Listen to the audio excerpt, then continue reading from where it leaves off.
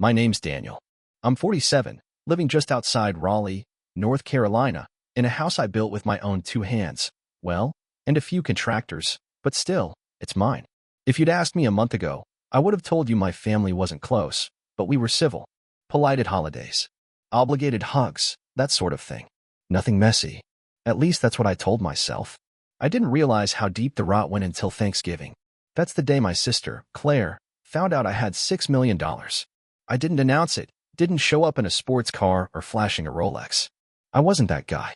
I'd built a business quietly over the years, a string of rental properties, a couple of tech investments that just happened to blow up. I never told them because, honestly, they never asked.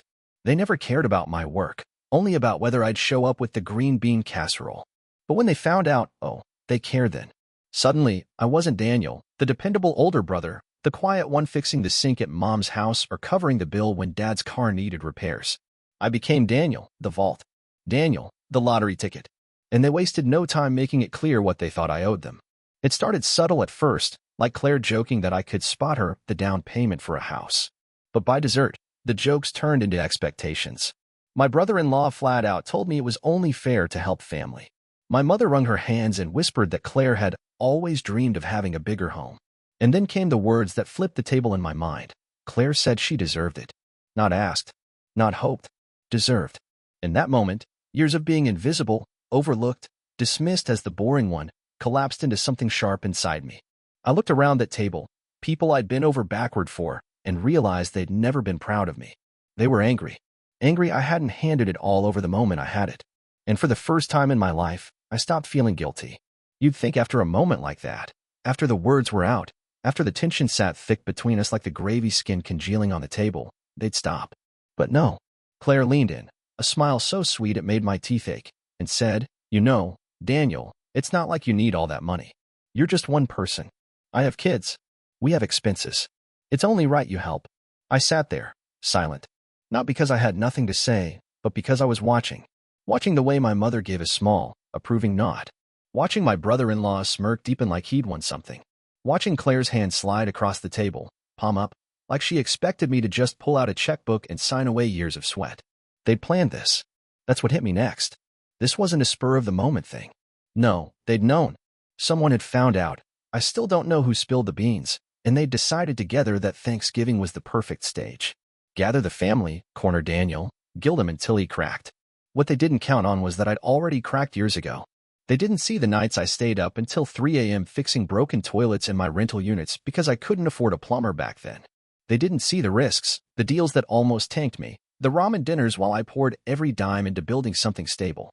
All they saw was the final number. A number they decided they deserved a piece of. Claire kept talking. About the kids' tuition. About medical bills. About how it's what Dad would have wanted. Never mind, Dad wasn't even dead. He was sitting 2 seats over, too cowardly to look me in the eye. And then my mother said it. Quiet, trembly, like she was confessing a deep truth.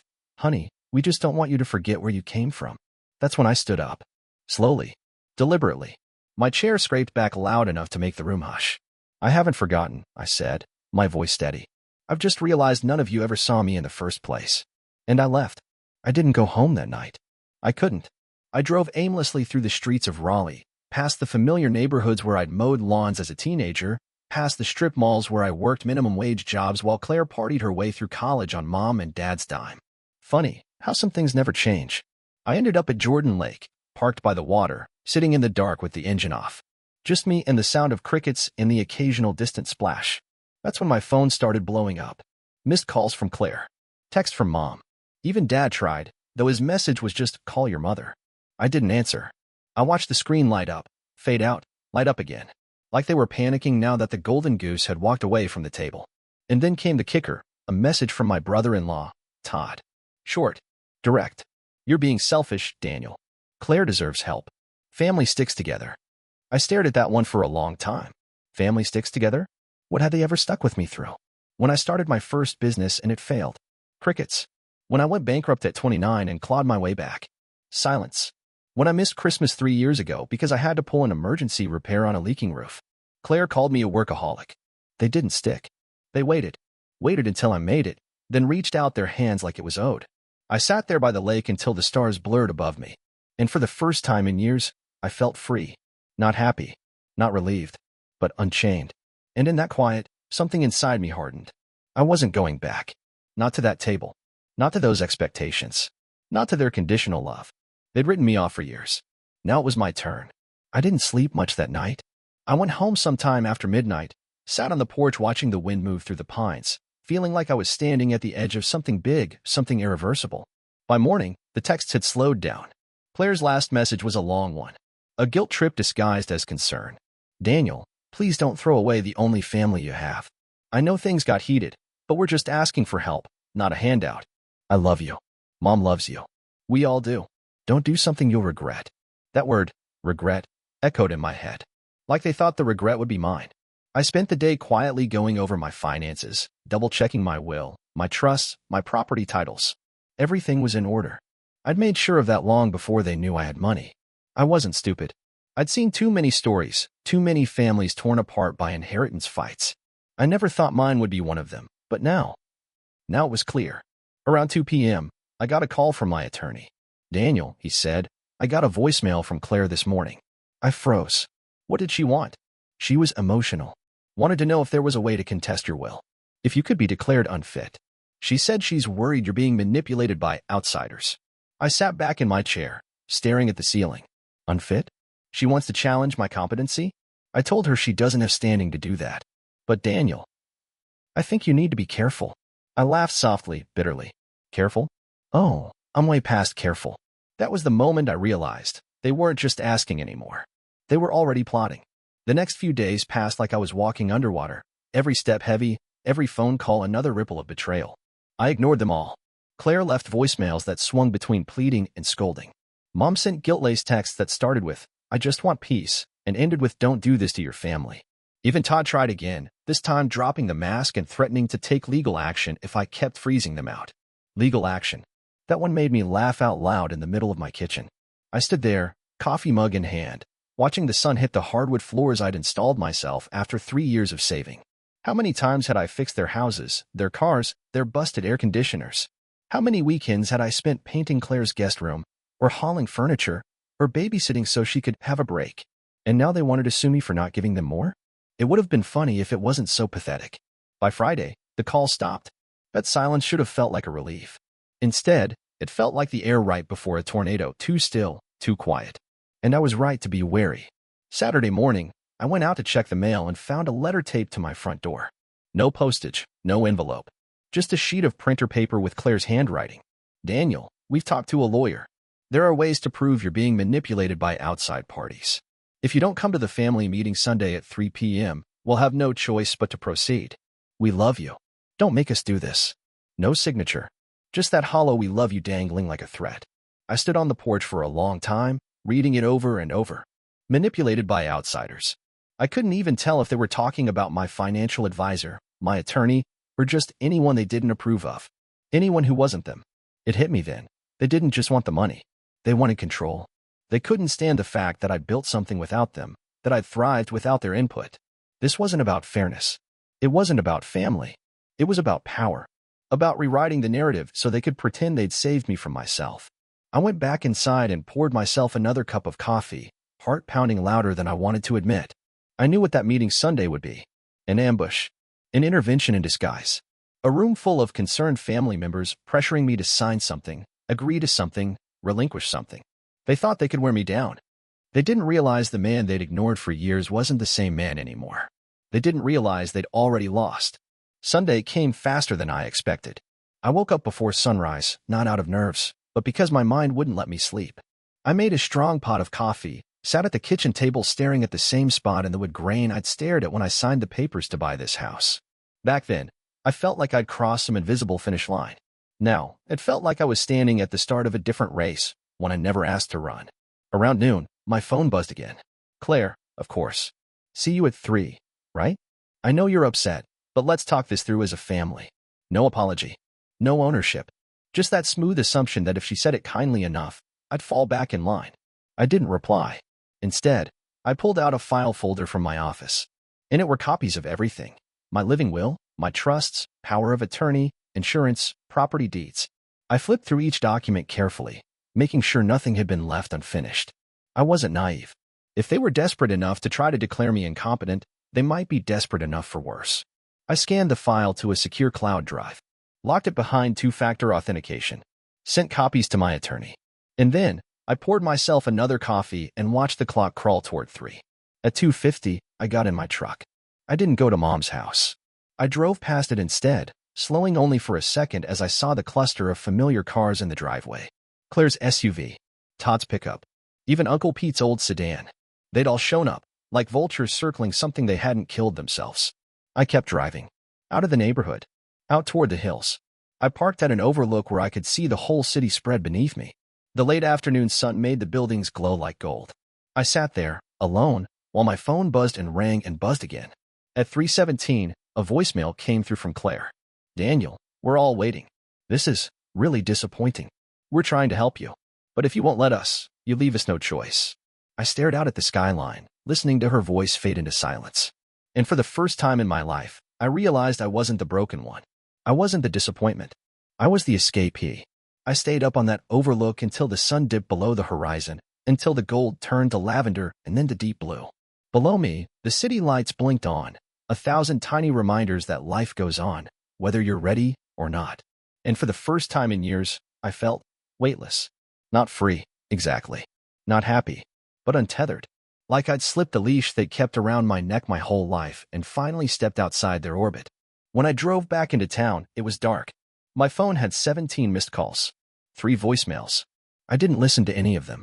I left the phone on the kitchen counter, screen down, and poured myself a glass of bourbon I'd been saving for a special occasion. Guess what, Claire? Today counted. I stood by the window, sipping slow, letting the burn settle deep in my chest. I watched the empty street outside, wondering how many more fights they had in them before they realized they'd already lost. And then the knock came. It was nearly 9 p.m. A firm, insistent knock at the front door. I didn't move right away. Something in me already knew. When I opened the door, Claire stood there. Coat on, arms folded tight, lips pressed thin. Behind her, Todd loomed, hands in his jacket pockets, that same smug tilt to his head like he thought he'd walked into a negotiation he couldn't lose. "Daniel," Claire said, her voice brittle with fake warmth. "We were worried." I leaned against the doorframe. "You're at my house at 9 p.m. on a Sunday. You weren't worried. You're angry." Her jaw tightened. "We just want to talk." "Funny," I said. "It feels more like you want to corner me." Todd stepped forward. "You're making this harder than it needs to be, man. Just let us help you." I laughed. Couldn't help it. It came out sharp and tired all at once. "Help me? You're here to help yourselves." Claire's eyes flashed. "That's not fair." "No," I said quietly. "What's not fair is that it took me building something on my own for any of you to pretend I mattered." Todd shifted. "Look, we're not the enemy here. But you're being stubborn. This isn't healthy. Isolation's dangerous." I stepped back, started to close the door. "If you're worried about my health, you should have started years ago." "Daniel," Claire's voice cracked a little, "if you walk away from us, you're walking away from your only family." And that's when the final piece clicked into place. "I didn't walk away," I said softly. "You just never walked with me." I closed the door. And this time, they didn't knock again. I didn't know how long I stood by that door after closing it. Long enough for the weight of everything to seep into my bones. Long enough for the silence to press in, heavy and alive, curling around me like a blanket I hadn't asked for. And yet, despite it all, a quiet, tired smile crept across my face. It wasn't joy and it wasn't triumph. It was the relief of no longer running. Outside the window, Claire and Todd lingered on the porch for a few minutes more. Their silhouettes moved in quiet argument, Todd gesturing sharply toward the door, Claire shaking her head, her posture sagging in frustration. Eventually, they gave up. They turned back to their car, headlights cutting a path through the yard before vanishing down the road. I turned the lock, flicked off the porch light, and sat back down at the kitchen table. My half-finished bourbon waited, amber light catching in the glass. I took a slow sip and stared across the table at the empty chair opposite me. For years, I'd imagined someone sitting there, a mother who apologized, a sister who finally saw me, a father who admitted he'd overlooked me. But no one had ever occupied that seat, not really. Now, for the first time, it felt truly empty, and in that emptiness, something settled. The chair was mine. The next morning, the silence was different. It wasn't heavy. It wasn't expectant. It was peaceful. I brewed coffee, sat on the porch, and watched the sunrise over the pines. My phone vibrated once, then twice, before falling quiet again. I didn't reach for it. There was nothing left to read, nothing left to hear. Later that day, the inevitable call came from my attorney. He explained the latest move. Claire and Todd had filed a formal notice, questioning my mental fitness, citing their concern for my well-being. The words didn't even sting. They felt distant, hollow, like watching strangers act out a play I no longer belonged to. I already knew what their next move would be before he even said it. They weren't giving up. But I didn't feel afraid. Sitting in that chair, watching the breeze ripple the tall grass outside, I felt a strange calm settle over me. They could keep pushing. They could keep fighting. But they couldn't reach me here, not anymore. It wasn't that I'd won. It wasn't that they'd lost. It was that I'd finally stepped off their battlefield. And for the first time, I realized that was the only victory I'd ever needed. Days passed, and the silence settled into something permanent, like a new layer of paint drying over old cracks. There were no more knocks at the door, no more headlights pulling into the driveway at odd hours. The phone still buzzed now and then, but only with formal notices forwarded by my attorney or automatic alerts I'd long since stopped reading. The family had retreated, not out of defeat, but to regroup. I knew that much. Their absence wasn't surrender, it was a pause. I spent those days rediscovering the space I lived in. I walked through each room slowly, running my hand along the woodwork I'd sanded myself, touching the walls I'd painted late at night with aching arms. Every corner held a memory of work, of quiet perseverance. This house wasn't just walls and a roof. It was proof. Proof that I'd built something from nothing, without shortcuts, without anyone handing me a ladder.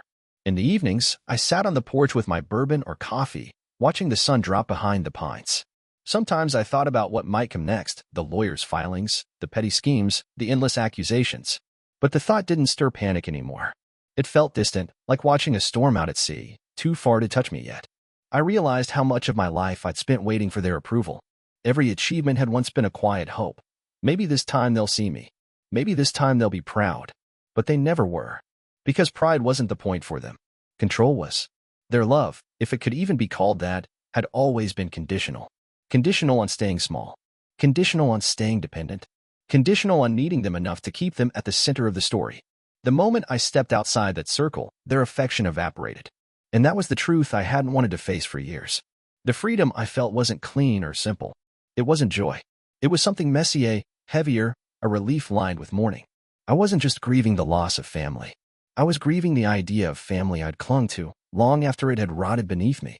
And yet, as the days unfolded in their quiet steadiness, I realized something even deeper. The peace wasn't in getting away from them. The peace was in finally seeing things clearly, and choosing to stay gone. A week passed in stillness. No more knocks at the door. No more frantic calls. Just a quiet that settled into the bones of the house, wrapping itself around the walls like ivy reclaiming an old building. The air felt different, lighter, though not yet peaceful. More like the absence of noise than the presence of calm.